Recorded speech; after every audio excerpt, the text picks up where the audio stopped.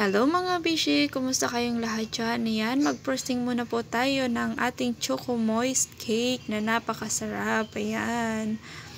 Yan, mabilis lang po naman gawin. Siyempre, fast forward po tayo.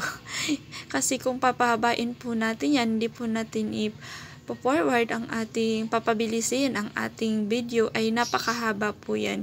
Inaabot po ako niya ng 1 hour sa pagpapakinis. Ayan, minsan pa po 2 hours pag makulit ang bunso ko. Kaya lang po ngayon, nandito asawa ko nandyan po. Oh. Kita nyo naman po yung asawa ko nandyan. Yan, dumaan po yung nang mabubuti. Nag-iingay po. Yan po yung sa asawa ko, tsaka yung dalawang anak ko, nagbabanding po sila. Para po hindi po ako guluhin ng aking bunso ay inaalagaan po siya ng aking asawang napakabait. Ayan, mabilisan po yung pagpapakinis natin ng ating cake.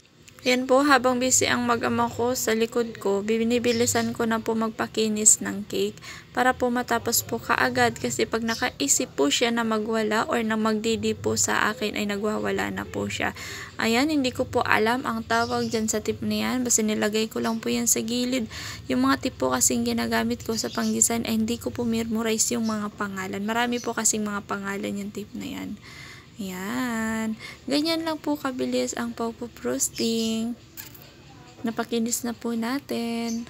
Ito na po ang finished product ng ating cake. Ayan. Ang cute-cute naman po ng design. Welcome to the Christian world. Ayan.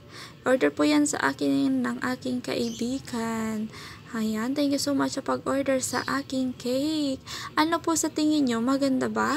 Kasi ako po, naganda po ako sa gawa ko. Syempre po, gawa ko yun, kaya magagandahan ako. So, please like na lang po. Thank you so much sa panonood. Bye!